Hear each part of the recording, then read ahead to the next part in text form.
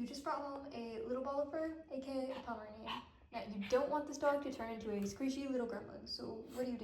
Well, you watch this video. I'm gonna do my best to tell you everything you need to know about having a Pomeranian puppy. First off, this was made upon request from a friend who was like, I just got a Pom, what do I do? And I was like, don't worry, I got you. So, I myself am a Pom owner. I have a Wolf Sable Pomeranian. If you followed my channel, you probably know him. His name is Archer. He's a very cute little boy. That's him right there. And I got him at 9 weeks old, so I've been through every stage of life with him. The day I got him, we wound up in the petty yard because he jumped off of the couch and broke his leg in 2 different places, and he wound up in a cast and surgery. Didn't stop him from doing it a couple of months later, but whatever. Because of his injuries, we were told to limit his movement, and he wound up on medications that made him very sleepy for the first few days and surrounding his surgery. We were told not to put pressure on the leg, so he couldn't walk very much. During that critical socialization period, which would have been the first few weeks after we got him and just the entirety of his first 6 months, he could not be socialized. And he didn't get his vaccines because of his injuries and his surgeries, so we had to wait, and he couldn't go out and like meet other dogs or any of that. So by the time we were finally able to take him out and get him to meet other dogs, he was about 8 months old and already pretty reactive. We got him neutered at 9 months and hoped that would help any hormones that may be contributing to his reactivity, and because at one point he peed on the trash can and we were like, absolutely not, that's not gonna work. You can actually get a Pomeranian spayed or neutered as early as 6 months, but because of, again, everything he was going through, we decided to wait. After that happened, we decided to train him properly just to get rid of some of the reactivity he was dealing with. We were gonna work with a trainer, but it was a very busy time, so I just kind of took him down to the lobby of where I was living at the time. There were a lot of other dogs, and we were practicing some of his basic obedience and his neutrality skills. It was really bad at first. Like whenever he even saw another dog through like a window or really far away, he would lose his mind and start barking and barking and barking. And he was never aggressive. He just was alert and he didn't really know what to do around other dogs. So for the first couple of months of his life, he had been around other dogs, but we didn't have any other dogs. So he was used to being the only dog in the world. And to this day, he's not really a dog person, or I guess like a dog. He doesn't love other dogs, but he's able to be neutral. It took a year of going down, practicing, getting him to focus on me whenever another dog came, and now he can be around another dog. Although if they lunge at him, he does sometimes get a little bit barky. We didn't train him at all for basically the first 8-ish months of his life, and he didn't even know sit at that time. So we didn't do like amazing with that or getting him not to be vocal. We had to compensate after the fact. And part of what I did was I taught him a quiet cue, and I will say that he's pretty loud at home, but he's a lot better outside because of like he can behave when necessary. And I don't necessarily need a dog that's never in a park, but he does know there's a time and a place to be loud, and I'm okay with that. I also had to work with some of the reactivity and some of the issues that were already happening, but it's a lot easier to stop a behavior from happening than try to reverse a behavior that's already happened. So hopefully you'll be able to do that. When I was teaching him skills like that, I was also teaching him, sit, stay down, some healing and loose leash walking skills. We had previously had a dog, but I wasn't allowed to train that dog. That was before I was born. And I'd actually gotten Archer to be an emotional support dog. So I was obviously told, that's not a service dog, it's just housing rights. But I started training him to be a service dog, and at that point he was reactive, and I never actually intended him to be a service dog. I started task training him, just for fun. Basically, the first thing I taught him was I taught him how to interrupt hair pulling, which is one of the things I deal with, and he picked it up within a day. I didn't think he was gonna learn it at all. I was just curious if he could learn a nonverbal cue. And I didn't really know what I was doing, but he picked it up, and then we just kind of kept teaching him more tasks and tricks and stuff, and we continued to practice his basic obedience, and eventually he did manage to become a service dog that could do public access. We worked a lot on his neutrality skills. That was the majority of what we were doing. We worked on neutrality around other dogs, other people, healing, sitting, public manners, things like that.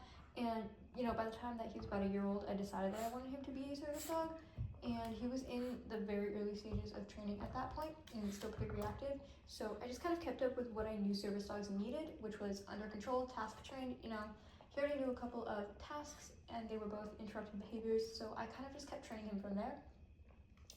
By the time he was about 1.5 years old, he began being able to go to certain public places with me as a service dog, and I will say the first few times were pretty rough because he was still a little bit vocal and we just were not used to doing non-pet friendly places together, and we were still working through that.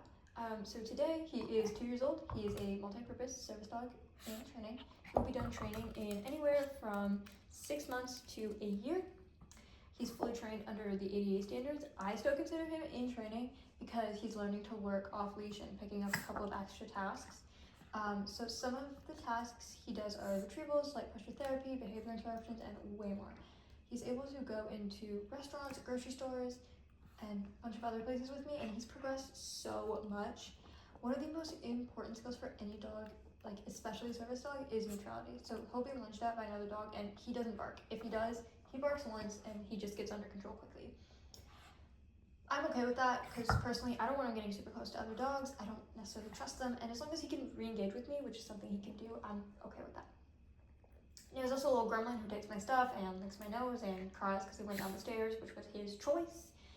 So for those of you on the fence, let me talk a little bit about Pomeranians. So Pomeranians are extremely sweet dogs, and they're very intelligent, and they're honestly some of the best dogs in my opinion, even though I'm a little bit biased. Some of the downsides, they do require maintenance for their coat, especially during the spring seasons when they'll shed, and many groomers do not know how to care for them properly, so you do need to be picky with that.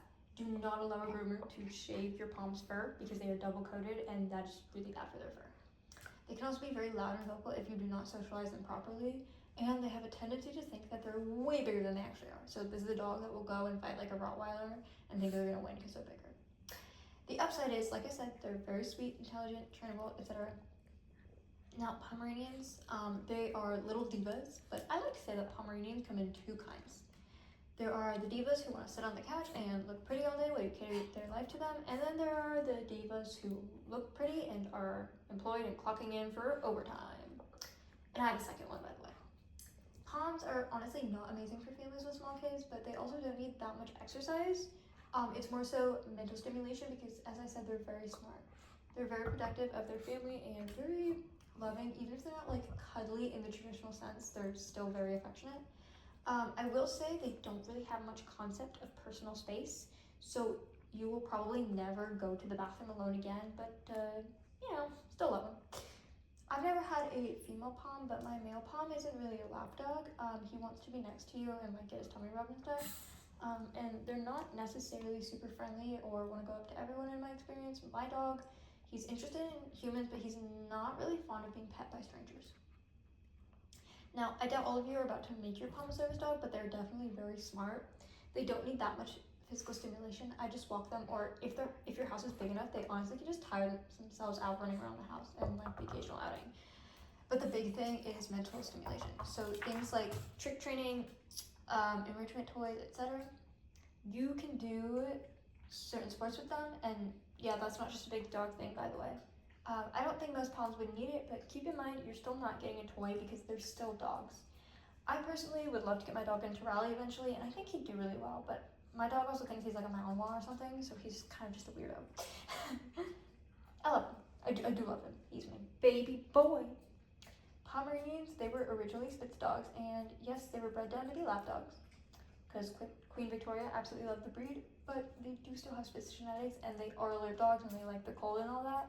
And while they are really small now, they were originally 30-ish pounds, and they still think they're that size or bigger. You're getting a big personality in a small package. So let's talk about actually getting one. First off, potty training. I potty train my dog, and while I'm grateful because I don't need to take him out in the winter, there are still some issues. Namely, if we have to move the pad, it's kind of hard. If you do pad train, the biggest thing to remember is don't get upset if they get an accident and move them onto the pad. Pick them up if they're about to go and move them onto the pad. If your dog is pad trained though, they will still likely be able to go outside. Where are you going? Come here, Pooh. Would you like another snack? Hold on, it's time for a break. A snack? A snack? Do you want half of this snack? Have this snack. You down? Oh, I can down. Have that snack. Eat that snack, Pooh. Anyways, I also highly recommend buying a pad cover. if your dog pulls the pads off and tries to chew them. Outdoor training, honestly, it's a little bit easier because your dog is going to know where to go. They'll be able to smell the other dogs. But make sure you are taking your palm out often. So when you first get them, take them out every 3-ish hours and then see how often they go and like what their bathroom schedule is like. Usually they'll like go either before or after a meal or like in the morning or whatever. The other thing is that if you do have a pad and your dog like goes on it, don't leave it unsupervised, otherwise you might end up finding something really disgusting happening, and I'm speaking from experience. If that does, you have not failed. It's okay. It happens. It's not fun, but it happens. Honestly, you're gonna learn your dog's habits and schedule, and it's kind of an individual thing. Now, food. Personally, I've been recommended kibble by pets. I recommend having them on kibble, at least as puppies, just for nutrient reasons, but that's not my choice, it's up to you. Personally, I use Royal Canin, Pomeranian, and there is a puppy-specific food. We switched over from the puppy food to the adult pom food at about a year and did it, I think, like pretty gradually. The biggest thing is if you are switching food, make sure you're doing it gradually to avoid stomach issues. Poms can be picky about their food, but adding hot water tends to help release the flavors. Otherwise, you can add toppings and stuff to food, which is what I'm planning to do, but I recommend waiting until your pom is older so they can just eat their kibble. By the way, if your pom just will not eat, life hack, break a biscuit and put some of the biscuit dust into their food. They'll eat it. Now, a lot of people will say not to give your dog human food or scraps. If you're weak like me, yeah, it's kind of hard.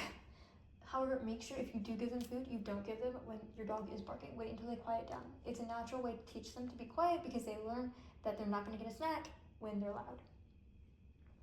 Poms can have sensitive stomachs, so always start with a small piece of a new food if they haven't tried it. Fruits and veggies are pretty good, but make sure you avoid avocados, grapes, and chocolate, onions, garlic. Make sure your dog can have a food before you give it to them. Just look it up. As puppies, I would say 3 meals a day. You can transition to 2 meals a day as they get older, and some poms only want 1 a day. Now, health-wise, you want pet insurance. Get the pet insurance, people. Get the pet insurance, please, I swear. Pom bones are very fragile the first year of life, so be very careful. If you think they're gonna jump, do not let them on the couch. Always supervise them if they're up and they can jump. Experience. That's me. Experience. Obligatory mention that if you get your dog into a dog sport or something similar, get them vet cleared. Just ask your vet. Is that okay?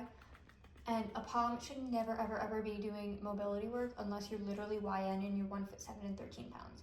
Even then, don't do it, okay? I highly recommend spaying or neutering your pom. You can do this as early as around 6 months. It reduces the risk of certain cancers and stuff, and it's a quick, easy procedure. Unlike with bigger dogs, you don't have to worry about growth plates, so you can spay them earlier. Be gentle with your pom. If you have stairs, make sure you're putting runners, but don't let them go up or down too much the first year. You don't want them to try to defy gravity. It's not going to go very well. If you have another dog, be careful. Poms can get injured easily, especially if there's another bigger dog, so just make sure they're not playing rough. Same goes for children. Poms are prone to luxating patella, or knees, so keep that in mind, and trachea issues, so do not use a collar on a pom, always use a harness. Sleep. First, I highly recommend teaching your pom to be alone. Start small, get them a crate or a pen and leave for just a couple minutes, and then come back in. Then just up the time.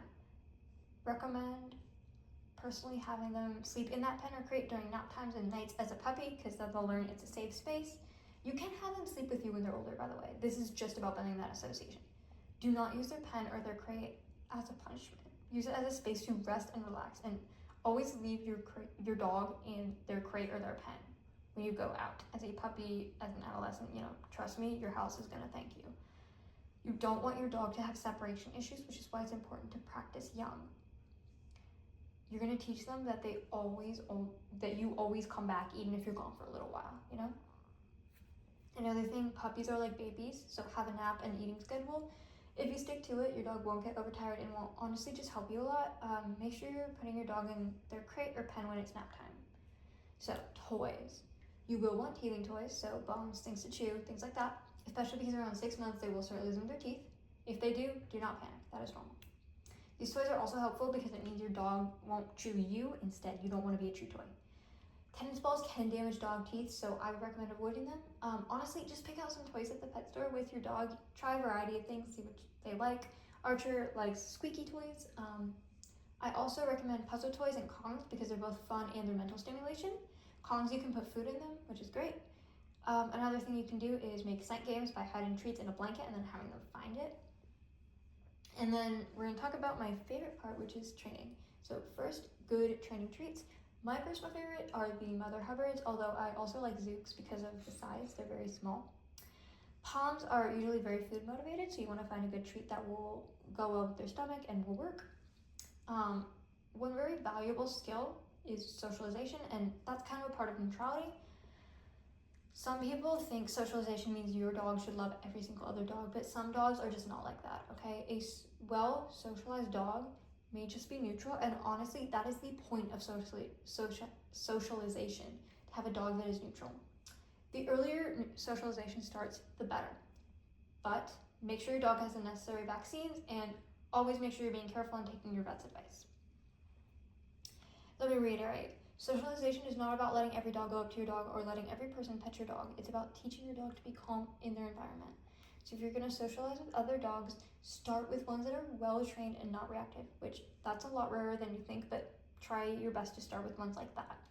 Try to pick a dog that your dog can kind of approach at their own pace and isn't going to wind up potentially getting attacked or like scared off. Some dogs will really like other dogs, some won't. That's okay. One thing that I recommend teaching for socialization and neutrality is something called the engage-disengage game. Basically, every time that a stimulus or potential trigger comes close enough where your dog could be reacting, reward your dog looking at the trigger, engaging, and then disengaging and looking back at you. You want to teach your dog that the response that they should have to an unknown stimulus is to look back at you for direction. Now, with people, Poms are cute. A lot of people are going to want to pet your dog. Be very choosy about it. If someone puts their hand out to let your dog sniff, that does not mean that it is what they should be doing. Only let your dog be pet by people who ask you before trying to interact. Otherwise, you probably will run into some issues. Also, if the person is putting their hand in your dog's face, that is not proper behavior. You should be holding your hand out and letting the dog come to you after asking for permission from the owner. That's one of my biggest pet peeves, and so many people just don't do it right. Anyways, a lot of Poms don't want to be picked up. They may run away. For you, the easiest way to do this is to practice. Take a treat, lure the treat, pick your dog up, give them the treat, reward them, and then put them back down. That way they get a positive association with getting picked up instead of feeling like they're trapped. Be very careful with who you're letting pick your dog up though, unless if you actually know them. Unless like you know them pretty well, I would recommend against it, because a lot of people treat small dogs like communal objects, but they are living creatures and you do need to make sure that you are respecting your dog's boundaries. At the end of the day, you are your dog's voice. Your dog can't talk, so you need to be the one talking for them. Another thing that is really important is to remember that neutrality is not built overnight. And a lot of people think neutrality is one skill, but it's actually 1,000. There are thousands and thousands of different situations, people, smells, noises, all of that. And part of what you're building is you're trying to build neutrality that can be applied to new situations, because ultimately it's near impossible to encounter the same situation that you've trained for. What you want to do is simulate it well enough that when you and your dog get into that situation, your dog knows what to do. So with neutrality, you want to slowly have them be exposed to different things. And remember, different things can mean a lot of things. It's not necessarily taking them out into the middle of a busy city. Expose them to different types of flooring, noises, like coffee grinder, dishwasher, literally anything like that. Because remember, puppies are seeing the world for the first time. Expose them to areas that are a little bit louder, little by little, until they are comfortable being in more busy places. Do not just take them into a crowded area early on in their training. They're just not used to it, and that's flooding. That's going to make them averse to the stimulation. Instead, you want to build it up slowly and slowly, little by little, until your dog is comfortable in that environment. It will go way better. Okay. One of the biggest things that I would also recommend is teaching a focus cue. What you would do is stay focused, and then when your dog looks at you, you reward with a treat. Now for me, because I have a service dog who I expect to check in with me, I will reward him for looking back at me, even if I don't give him a focus cue. That is something you can do if you want to add advanced attention and focus skills. It's not required. Your dog does not need to be trained to the level of a service dog, but a lot of Poms are completely untrained because their owners just treat them as like fluffy pom-poms instead of actually living being dogs, so don't do that. The best way to do neutrality, honestly, is just be in that environment and reward them for staying calmly in it. Just give them treats for that. Also, remember that a lot of different things are stimulation. I think as humans, we often underestimate the impact that a different flooring or a different temperature, especially if we don't really feel it, can have, but neutrality is built over time. Another thing I want to add is that your puppy can be doing really, really well, but when adolescence hits, they may end up regressing, and that is not something that you should be panicking about. It is completely normal. They're basically becoming teenagers. They may regress in their potty training. They may not listen to you. It happens. They will mature out, usually around 18 months to 2 years old. At some points, you'll be like, oh my God, when is this ending, please? It will take a little while, but you will get there, I promise. At this point, Poms will also tend to lose some of their fur, which is called the uglies. This is just because their adult coats are coming in, so don't worry, your Pom is not going bald. This usually starts around 6 to 12 months for Pomeranians, and this is just something that I wanted to emphasize because progress is not linear, and adolescence is just one reason why you can have a setback. Also, just because you can't take your dog somewhere does not mean you should be taking them. You need to think about what is best for your dog. I get that you want to take your new friend everywhere. I get that, but you do need to take it slow because you want your dog to have the safest and most comfortable time possible. Now, two really big neutrality skills are a quiet cue and a leave it cue. Quiet is something you can teach whenever your dog barks. Just say quiet, and whenever they stop barking, even if it's just for a second, reward. That's how you teach them that being quiet gets some rewards. If they're being quiet in a space that's stressful, you can also say good quiet and just reward, and that'll teach them that not doing anything and just staying quiet is actually what they should be doing. And that's a pretty hard thing to teach a dog, so if you're teaching it early, that's really good. The other thing that I'm going to recommend teaching is a leave it cue. So a leave it cue is basically for when there's something you want your dog to leave. So a piece of food that you don't want them to pick up, a person you don't want them to engagement with, whatever. The way I recommend teaching this is get something that your dog would want to interact with and then tell them to leave it and show them a treat that you have in your hand. You have to make sure that they would want the treat more though. When they leave the other object, reward them with the treat. You're gonna have to do a lot of reps at this, and some things to leave are way harder than others, but with enough practice, you can get there. Also, this isn't necessarily part of neutrality, but I would highly recommend teaching a settle cue. A lot of dogs don't know how to settle quietly, and if your dog knows how to do that, it's very, very helpful. It means that you'll be able to take them to outdoor restaurants or anywhere where you're going to be sitting outside for a while and not have to worry as much. The important thing with that is to start small. Give them a down cue, say settle and wait, and periodically give them treats between their front legs so they keep eating and they learn that they need to stay still. At first, give them treats every 5-10 seconds, but eventually you can get to the point where they're settled for several hours at a time. This is very, very valuable. So for example, when I'm studying in a library, Archer will be settled for a couple hours at a time. Obviously, I'm giving him breaks. I don't want him to get super bored, but he does need to know how to have that skill. It's very important for service dogs and all dogs to have. Now, basic obedience commands. These are some of the most important commands you will teach. You can teach 1,000 tricks to your dog, but these are going to be the foundations. There are a few. First, sit command. This is relatively easy. So take a treat, lure it backwards over your dog's head until they naturally settle into a sitting position, and then you say good sit and reward. This is probably going to be the first one you teach. Eventually, you can have them do the cue without luring them every time. Down, you're going to do something very similar. Hold the treat down on the floor, wait until they do, and they'll go into a down position and reward for that. You can use a clicker to mark a good behavior so that they know when they're doing something right, or you can just use a word like yes or good job. Personally, I'll use yes or something like that, but that's completely your choice. I will say, side note, that Poms don't do very well with aversives, like prong collars, typically. In general, do not slap a prong or any other aversive on your dog until you have tried positive reinforcement. I am giving you positive reinforcement methods, which are mostly rewarding with treats for doing the right thing and making the right choice. Now, then there is stay. Stay is different than settle. Settle is going to be a little bit of a looser cue. Settle is you're going to be chilling here for a little while. Stay is a little bit stricter. Stay in this position until I release you. You can have a release word like free, or you can have a command that would undo it like come. Stay is something that's just going to kind of be trial and error. You're going to step away from the dog, so I highly recommend putting them in a sit or a down. And when they stay in that sit or down, you go back and you say good stay, and you just kind of keep increasing that duration. The other very important cue that honestly is the most important cue you can ever teach your dog is a recall command, or like come here. Now, this one, very hard to completely prove because there's always going to be a lot of things that your dog is going to want. For example, another dog, a squirrel, food, whatever. What you can do is get that command solid. Start without distractions and then add them in. The way to do this is first have the stay cue and then have him stay. Hold out a treat, say come, and when your dog naturally comes for the treat, say good come. Recall is one of those things that's simple, but when you add in distractions, it can be very tricky. For example, if you have a dog, you're at a restaurant, and your dog can literally go get whatever they want, a good recall means that they will ignore all the food and come back to you, even, with all of those distractions.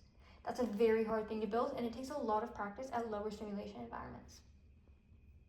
I'm not saying your dog needs to be able to do that, and that's like service dog level. Your dog does not need to do that unless you want your dog to be a service dog, but obviously that's like a different thing. I am saying have a good recall command. It's always good. The other thing, teach your dog to loose leash walk. A lot of POMs are constantly pulling at the edge of the leash, and honestly, a lot of dogs in general are doing that. If your dog can loose leash walk nicely, a professional will know that you are training your dog properly. It is a huge foundational skill. It means that your dog can heel with you and stay with you.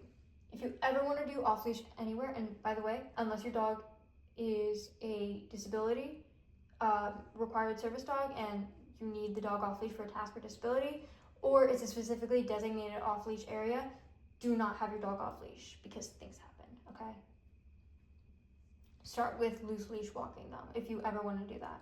The way you're going to do this is have your dog in a heel command. So hold a treat out by your side and walk with your dog while holding the leash. This is going to be very slow practice, and it will take quite a while, but eventually your dog will learn how to heel and walk nicely by your side. Then you practice going around corners, turning, distractions, tighter aisles, crowds, things like that. You also can eventually add switching sides. So one thing that I could say if you're going to switch sides is have 2 separate commands. This is really advanced, but I use an around command for switching sides around the back and a cross command for going around or switching sides around the front. So that way my dog and I don't get spaghettied in the leash. The thing is, I often have a leash hung around the treat pouch that I just keep on me, and so it'll just get wound around my legs otherwise. At this point, I am capable of doing that because he's trained at loose leash walking, and I don't really need to manage his leash. That's after a lot of training though. He did not start like that, I promise. Now, another advanced thing you could add is you can teach your dog to automatically sit when you stop. So what you'll do is walk a little bit every time you stop, give a sit cue, and eventually your dog will learn how to do that automatically and just kind of do it as a habit. Like I said, not required. That is just for fun. Another thing that I would recommend teaching is touch. Touch is basically touching your hand with your dog's nose. This is a good way to have engagement and get your dog to come really close to you. So what you're going to do is bring your palm to your dog's nose, say touch, mark, and reward. Eventually you'll have your hand go a little away and your dog's nose will have to come to your hand. Now, once you've mastered those things, which will take a little while, or if your dog you think is ready to add in another trick, these are just a few you can do. Spin is pretty easy, so lure your dog to spin in a circle. You can wave, you can shake, high five. Another one, which is kind of harder, and I mean, it kind of depends. It's a lot more versatile, but it's also pretty fun, is a retrieval command. So you can teach your dog to pick up their own leash and hand it to you. And obviously those are just a few. There's a lot of other ones. Those are just some of my favorites. Anyways, I hope you really liked this video, and I hope I gave you a good overview on how to train your palm. If you enjoyed this video, please make sure to like, comment, and subscribe, and ask any questions you have. We will see you in the next one. So, bye.